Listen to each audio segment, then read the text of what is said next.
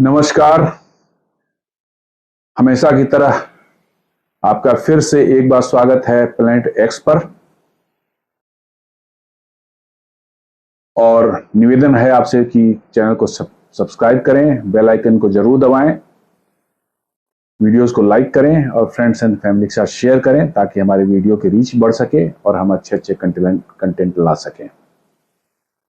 दोस्तों, आज हम एक ऐसे टॉपिक पर डिस्कस करने जा रहे हैं जो कि नॉर्मली बहुत ज़्यादा डिस्कस नहीं होती आम लोगों के बीच में, क्योंकि हमारे घरेलू की दिनचर्या से या हमारे आम जीवन से इसका कोई ज़्यादा वास्ता सीधे नहीं रहता। और वो टॉपिक है शिफ्टिंग कॉन्टिनेंट्स या ड्रिफ्टिंग कॉन्टिनेंट्स। मतलब कॉन्टिनेंट्स शिफ्ट होने की एक थ्योरी है कि कॉन्टिनेंट्स कैसे शिफ्ट हो रहे हैं, पास्ट में भी हुए हैं और फ्यूचर में भी होंगे और अभी भी हो रहे हैं, इसके बारे में डिस्कस कर रहे हैं। तो इनफैक्ट ये इसकी शुरुआत जो हुई, जो पहला इसके बारे में आइडिया जो दिया, एक अल्फ्रेड वैगनर जो फ्रेंच मेट्रोलॉजिस्ट थे, उन्होंने ये सजेशन दिया, एक हाइपोथेसिस दिया कि भाई दुनिया के सारे कॉन्टिनेंट्स जो किसी समय एक जगह पर एक साथ थे और वो सुपर कॉन्टिनेंट था,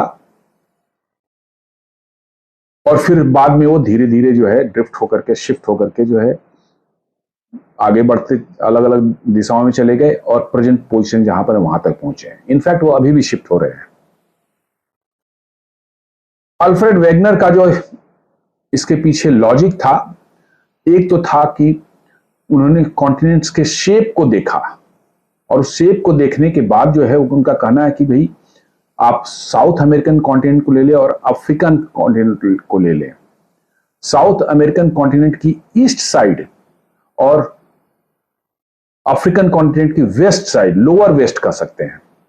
यदि साउथ हम अफ्रीकन कॉन्टिनेंट को उठा करके अफ्रीकन कॉन्टिनेंट के लोअर वेस्ट पोर्शन में जो है यदि फिट करें तो बिल्कुल जिक्सॉ पजल की तरह से वो पूरी तरह से शिफ्ट हो जाता है, फिट हो जाता है। जरा सा भी कोई लगता है कि वो एक ही टुकड़े से टूट करके वो अलग बना है। उसी तरह से नॉर्थ अमेरिकन कॉन्टिनेंट को यदि आप देखें, उसको स्लाइटली टिल्ट करके जो है, यदि आप अफ्रीका के ऊपरी भाग पर नॉर्थ वेस्टर्न पार्ट जिसको बोलते हैं, जहां पर मोरक्को, सेनेगल वगैरह जो है दिखते हैं, जो स्लाइटली जो वेस्टर्न साइड जो है ऊपर में देखेंगे अटलांटिक में निकला हुआ है, यदि वहां फिट करें तो नॉर्थ अमेरिकन कॉन्टिनेंट भी वहां फिट हो जाता है। बिल्कुल लगता है कि वहीं से टूट के निकला है। इस बेसिस पर, और उनके कुछ और भी थे, उन्होंने स्टडीज किया साउथ अमेरिकन कॉन्टिनेंट और अफ्रीकन कॉन्टिनेंट के जो है जीव जंतुओं के फॉसिल्स का अध्ययन किया, वनस्पति प्लांट्स वगैरह का, उनके फॉसिल्स का स्टडी किया। देन रॉक्स फॉर्मेशन और जियोलॉजिकल फॉर्मेशन जो दोनों कॉन्टिनेंट में उनका स्टडी किया, और उन्होंने कंपेयर करके बताया कि ये दोनों कभी ना कभी एक साथ थे पास्ट में। लेकिन वैगनर के हाइपोथेसिस में ये था कि भाई कॉन्टिनेंट्स, आखिर इतने बड़े बड़े कॉन्टिनेंट्स, ह्यूज साइज कॉन्टिनेंट, जितना इतना बड़ा मास है, वो आखिर क्यों शिफ्ट करेंगे? कोई क्या शिफ्ट होने का कारण वैगनर नहीं बता पा रहे थे, इसलिए कोई मानने को तैयार नहीं था उस पर। लेकिन जैसे जैसे और स्टडीज होनी शुरू हुई, मिड 20th सेंचुरी के आसपास में, जो जब प्लेट टेक्टोनिक्स के बारे में लोगों को जानकारी होनी शुरू हुई, लोग जानना शुरू किए, उसके पीछे एक थ्योरी बनी, तब लोगों को लगा कि नहीं, अल्फ्रेड वैगनर बिल्कुल सही थे अपनी जगह पर। उनका जो उन्होंने जो हाइपोथेसिस दी थी वो सही है। कॉन्टिनेंट, सारे के सारे कॉन्टिनेंट जो है एक जगह थे, और वो समय था करीब 250 million years back. All continents were one पे। इसके दो पार्ट थे। एक उत्तरी पार्ट जो था जिसमें एशिया, यूरोप और नॉर्थ अमेरिका जुड़े हुए थे, और निचला पोर्शन जो है उसमें Africa, south America, Antarctica, Australia और इंडिया ये जुड़े हुए थे। तो साउदर्न पार्ट को जो है बोला जाता है गोंडवाना लैंड, और नॉर्दर्न पार्ट को जो बोलते हैं उसको बोलते हैं हम लॉरेशिया। ये दोनों लॉरेशिया और गोंडवाना लैंड आपस में जुड़े हुए थे। 200 मिलियन ईयर्स बैक पैंजिया जो है, ऐसा एविडेंसेस बताते हैं, पैंजिया जो है वो टूटना शुरू हुआ, धीरे धीरे उसके टुकड़े अलग अलग होने लगे। गोंडवाना लैंड से जो है साउथ अमेरिकन कॉन्टिनेंट अलग हुआ, अंटार्कटिका अलग हुआ, ऑस्ट्रेलिया अलग हुआ, और इंडियन सब कॉन्टिनेंट जो आज हम लोग इंडिया, पाकिस्तान, बांग्लादेश, नेपाल वगैरह, भूटान वगैरह पोर्शन देखते हैं, और थोड़ा अफगानिस्तान और ईरान का भी लोअर पोर्शन, ये सारे जो हैं धीरे धीरे उससे अलग होना शुरू हुए और अलग अलग विभिन्न दिशाओं में जो है उनका ड्रिफ्टिंग शुरू हुआ।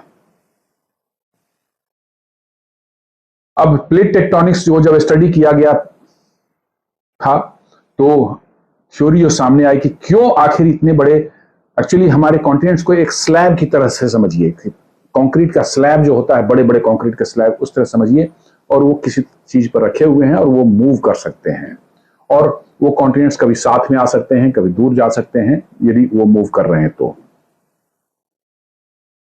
अब यह है कि उतने बड़े कॉन्टिनेंट्स को मूव करने के लिए कोई फोर्स तो चाहिए, आखिर क्या फोर्स है और क्यों, मतलब कि जो हमारे कॉन्टिनेंट मूव कर रहे हैं। तो बातें जो निकल करके आई वो पृथ्वी के स्ट्रक्चर से जुड़ा हुआ है। पृथ्वी का स्ट्रक्चर यदि आप देखें, जियोलॉजिकल स्ट्रक्चर, तो ऐसा कहा जाता है कि अंदर के अंदर में जो है हेवी मेटल्स, आयरन और अदर हेवी मेटल्स का एक सॉलिड कोर है, बिल्कुल सेंटर में जो है, उसके अराउंड जो एक स्फेरिकल जो है लिक्विड कोर है जिसमें मोल्टेन आयरन और अदर जो है हेवी मेटल्स हैं। उस लिक्विड के ऊपर में एक और स्फेरिकल मतलब कि जो है लेयर है, that is called mantle. Mantle कह सकते हैं कि एक बड़ा ही स्लगिश टाइप का जो है एक फ्लूइड है, एक पेस्ट जैसा कह सकते हैं, एक माने फ्लूइड जिसको बोलते हैं गाढ़ा फ्लूइड है, वो है मेंटल, पिघला हुआ, सेमी सॉलिड सेमी लिक्विड जो कहना जाता है, कह सकते हैं, ऐसा है। और उसके ऊपर क्रस्ट है। क्रस्ट जो है हमारा जो सॉलिडिफाई हो गया ऊपर का लेयर, ठंडा होकर के जो है जो सॉलिड है वो क्रस्ट बोलते हैं। तो यही क्रस्ट जो है ये हमारा कॉन्टिनेंट्स के जो है, जो मैं कह रहा हूं कि कंक्रीट स्लैब की तरह समझिए, तो ये क्रस्ट ही जो है वो कंक्रीट स्लैब जैसा है। ये किसके ऊपर में है? मेंटल, जो कि फ्लूइड जैसा है, थोड़ा एक विस्कस मटेरियल जैसा है जिसमें semi solid semi fluid state में है, उसके ऊपर ये स्लाइड कर रहे हैं। तो हुआ कि स्लाइड आखिर क्यों किया कर रहे हैं? स्लाइड करने का भी तो कुछ रीजन तो होना चाहिए। तो इसके पीछे रीजन आया, जो मैग्मा के अंदर में जो कन्वेक्शन करेंट्स होते हैं, नीचे से गर्म मैग्मा ऊपर आता है, फिर ठंडा होकर और नीचे जाता है, और गर्मी क्यों आ रही है? नीचे कोर से आ रही है। और यही मैग्मा जो है कहीं कहीं जो हमारे क्रस्ट कमजोर जहां हो जाते हैं वहां तोड़कर निकल जाते हैं और वोल्केनो के फॉर्म में, ज्वालामुखी के फॉर्म में निकलते हैं और मैग्मा बाहर आ जाता है। तो वो कन्वेक्शन करेंट्स जो है वो अंदर में एक फोर्स पैदा करते हैं, क्रिएट करते हैं, जिसके कारण जो हमारे कॉन्टिनेंट्स जो उस पर स्लाइड करते हैं, धीरे धीरे वो शिफ्ट होते हैं। ये थ्योरी एस्टेब्लिश जब हो गई तो अल्फ्रेड वेगनर का जो हाइपोथेसिस था उसको माना गया कि अल्फ्रेड वेगनर वाज राइट। तो जैसा मैंने कहा कि 200 मिलियन ईयर्स पहले जो है हमारा जो है ये टूटना शुरू हुआ पैंजिया, और इंडियन सब कॉन्टिनेंट जो है करीब 170 मिलियन साल पहले अलग हुआ गोंडवाना लैंड से। और हमारा जो है लोकेशन जो इंडियन सब कॉन्टिनेंट का था उस गोंडवाना लैंड में, वो बिल्कुल अफ्रीका के, आज के अफ्रीका जो है उसके लोअर टिप पर था, वो अबाउट 50 डिग्री साउथ लैटिट्यूड पर, बिल्कुल मैंने अफ्रीकन कॉन्टिनेंट के बिल्कुल नीचे बॉटम में था। और उसकी डायरेक्शन देखेंगे तो आज जो हमारा नॉर्थ है वर्चुअली वो ईस्ट की तरफ मतलब कि जो है फेसिंग था। जो हिमालयाज हम देखते हैं वो पोर्शन ले लिए, नॉर्थ पोर्शन जो है वो आप ईस्ट के ऐसे मान लीजिए इस तरह से लगा हुआ था, और वो वहां से शिफ्ट होकर के वो थोड़ा सा मूव करके जो है वो ऊपर चला गया नॉर्थ की तरफ जो है आकर के, और it slammed the Eurasian plate. Eurasian plate को इसने स्लैम किया बिल्कुल तेजी से, और वहां में उसके अंदर घुस गया। इंडियन सबकॉन्टिनेंट का प्लेट जो है वो यूरेशियन प्लेन या लॉरेशियन प्लेन जो भी बोलिए उसको, उसके नीचे जा रहा है, और जिसके कारण जो है हिमालय ह्यूज माउंटेन्स पैदा हुए, जो कि जमीन उठने लगी। और इसके कारण जो है तिब्बत वगैरह वाला पोर्शन आप देखें, तिब्बतन प्लेट्यू को देखिए, वो भी काफी ऊंचा उठ गया और हिमालय बड़े बड़े माउंटेन्स मतलब खड़े हुए, और ये आज भी अंदर घुसता जा रहा है, जिसके कारण हिमालय की जो है हाइट बढ़ती जा रही है। ये साइंटिफिकली प्रूवन है कि एवरी ईयर फ्यू सेंटीमीटर्स जो है माउंट एवरेस्ट की हाइट बढ़ जाती है, और ये बढ़ रही है, अभी भी बढ़ रही है। तो ये शिफ्टिंग जो गोंडवाना लैंड से जो कट करके आया हमारा जो है इंडियन सबकॉन्टिनेंट का लैंड मास, और जाकर के यूरेशियन प्लेट में जो है इसने धक्का मारा, तो वहां से जब ये चल के आई, ये कब हुआ, 170 मिलियन साल पहले मतलब कि जो है अलग हुआ, और करीब 50 से 55 मिलियन साल जो इसको लगे पहले जो है ये आकर के यूरेशियन प्लेट से टकराया है। यानी करीब करीब आपको 120 मिलियन साल की जर्नी अपने इंडियन सबकॉन्टिनेंट ने की है, Gondwana to Asian landmass, 120 million साल। और इसकी स्पीड जो थी, नॉर्मली सभी कॉन्टिनेंट से 5-6 सेंटीमीटर पर ईयर के रफ्तार से जो है वो शिफ्ट हो रहे थे। Indian subcontinent was moving Inn Express, मतलब स्पीड एक्सप्रेस वे पर जैसे मूव करते हैं उस तरह से जा रही थी, काफी फास्ट। इनिशियली ये भी 5-6 सेंटीमीटर की रफ्तार से ही चल रही थी, लेकिन लेटर पार्ट में जो है इसकी रफ्तार बढ़ के हो गई करीब 15 से 18 सेंटीमीटर पर ईयर, और ये काफी तेजी से आके इसने स्लैम किया है, मतलब कि जो है एशियन प्लेट में, और हिमालयाज का फॉर्मेशन किया है। अब आती है ये बात, आती है इस पर उठती है कि आफ्टर ऑल क्यों इतनी तेजी से हमारा इंडियन लैंड मास आगे बढ़ा, और रेस्ट जो है वही 5-6 सेंटीमीटर पर ईयर के स्पीड से शिफ्ट किए हैं, बट इंडियन लैंड मास बहुत ज्यादा तेजी से आगे बढ़ा है एज कंपेयर टू अदर्स। कोई ना कोई कारण तो होने चाहिए, कोई एविडेंसेस तो हमें होने चाहिए। तो उसका अब है कि एक कहा गया कि भाई इंडियन लैंड मास के नीचे बहुत ज्यादा वॉल्केनिक एक्टिविटी या मैग्मा की एक्टिविटी तेज हो गई थी, जिसके कारण से ज्यादा फोर्स मिला और इंडियन लैंड मास जो ज्यादा तेजी से शिफ्ट हुआ। तो आफ्टर ऑल इसके एविडेंसेस क्या हैं? तो एविडेंसेस बिल्कुल मिलते हैं। उसी पीरियड, उसी दौरान में 120 मिलियन के दौरान जो है हमारे जो डेक्कन प्लेट्यू जो आज हम देखते हैं, साउथर्न इंडिया का पार्ट जो है वो पूरा वॉल्केनिक रॉक का बना हुआ है। ये पाया गया कि उस समय उस एरिया में बहुत बड़ी मैसिव वॉल्केनिक एक्टिविटी हो रही थी। मैसिव वॉल्केनिक एक्टिविटी, इसका मतलब मैग्मा में बहुत ज्यादा एक्टिविटी अंदर में हो रही थी, और वो मैग्मा वॉल्केनो फॉर्म में बाहर आ रहा था।